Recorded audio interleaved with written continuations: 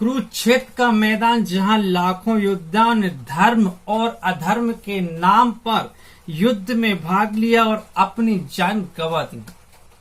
इस महायुद्ध को महाभारत के नाम से जाना जाता। श्री कृष्ण ने इस युद्ध के पहले अर्जुन से कहा था कि इन योद्धाओं को गौर से देख लो, ये इस युग के सबसे महान पराक्रमी योद्धा हैं, जो इस युग के बाद शायद ही देखने को मिलेंगे और आने वाले युग में ऐसे योद्धा फिर जन्म नहीं लेंगे।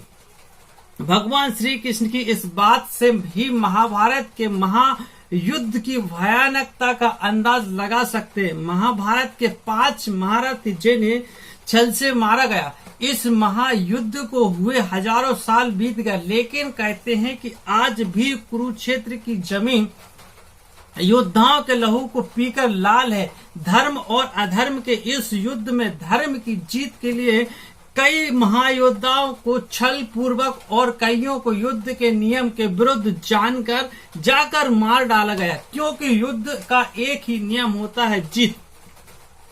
और इसके लिए सारे नियम और लोकाचार भुला दिए जाते। भीष्म महाभारत में युद्ध में सबसे बुजुर्ग और सभी योद्धाओं में श्रेष्ठ भीष्म थे। अपनी राजभक्ति के कारण इन्होंने कौरवों के साथ युद्ध में भाग लेने का निर्णय लिया और पांडवों के विजय में सबसे बड़े बाधक बन गए। इन्हें पराजित किए बिना महाभारत के युद्ध में पांडवों का विजयी होना असंभव था, क्योंकि भीष्म कौरवों के सेनापति के तौर पर उनके ढाल बने हुए थे। 18 दिन तक चले इस युद्ध में भीष्म अकेले ही 10 दिनों तक पांडवों की सेना का संहार करते रहे। ऐसी स्थिति में भगवान श्री कृष्ण की सलाह से अर्जुन अपने रथ पर शिखंडी को लेकर आते हैं, जो ना पुरुष था और ना ही स्त्री। भीष्म शिखंडी को एक स्त्री मानते थे और इस रहस्य से पांडव परिचित थे। भीष्म की स्त्री पर अस्त्र शस्त्र नहीं उठाने की प्रतिज्ञा का लाभ उठाते हुए अर्जुन ने युद्ध के 10वें दिन भीष्म को बाणों से छलनी कर दिया और भीष्म बाणों के सैया पर लेटे अंत तक युद्ध देखते रहे। द्रोणाचार्य भीष्म के बाद कौरवों के सेनापति बने। द्रोणाचार्य और ये कौरव और पांडवों के गुरु थे।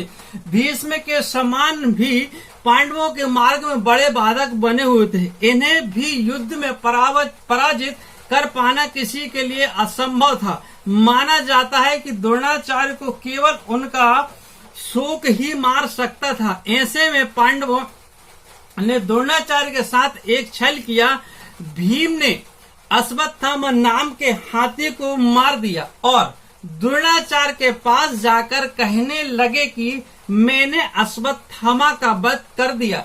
अश्वत्थामा द्रोणाचार्य के पुत्र का भी नाम था। द्रोणाचार्य को भीम की बात पर भरोसा नहीं था, इसलिए धर्मराज युधिष्ठिर से पूछा कि क्या अश्वत्थामा मारा गया।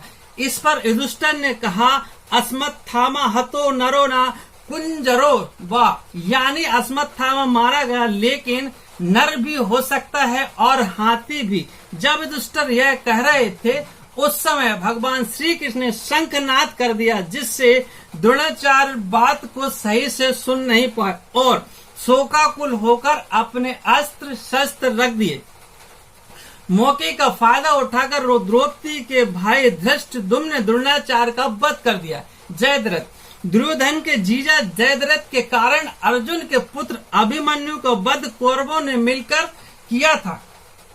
इससे क्रोधित होकर अर्जुन ने प्रतिज्ञा ली कि अगले ही दिन के युद्ध में सूर्यास्त तक जयद्रथ का वध कर देंगे, नहीं तो खुद अग्नि समाधि लेंगे।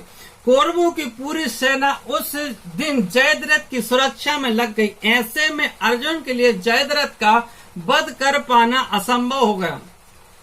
ऐसी स्थिति में श्री कृष्ण ने एक चाल चली। उन्होंने अपनी माया से सूर्य को ढक दिया, जिससे अंधेरा छा गया। जयद्रथ ने यह समझा कि शाम हो चुकी और वह अर्जुन के समान खुद आ गया। कृष्ण तो यही चाहते थे कि इन्होंने अर्जुन से कहा कि अपना धनुष उठा और जयद्रथ का वध करो। अभी सूर्यास्त नहीं हुआ है। कृष्ण के इतना कहते ही सूर्यदेव फिर से प्रकट हो गए। अर्जुन ने एक पल की भी देरी ना करते हुए जयद्रथ का वध कर दिया। कर्ण का वध भी अर्जुन ने छल से किया। युद्ध के बीच श्राप के कारण कर्ण के रथ का पहिया भूमि में धंस जाता है। उस समय निहत्थे कर्ण पर अर्जुन ने दिव्यास्त्र चला दिए और कर्ण वीर गति को प्राप्त हुए। दुर्योधन महाभारत के युद्ध का अंतिम महायोद्धा जिसका वध छल पूर्वक हुआ वह दुर्योधन है, जिसे महाभारत का खलनायक भी माना जाता है।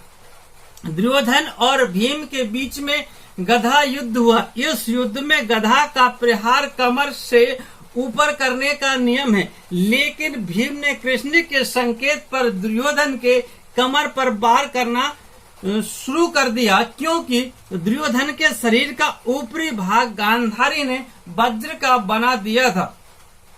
इस तरह छल पूर्वक दुर्योधन का भी अंत कर दिया गया। उम्मीद है जानकारी आप सभी को पसंद आई होगी, इसलिए चैनल को लाइक, शेयर और सब्सक्राइब जरूर करें।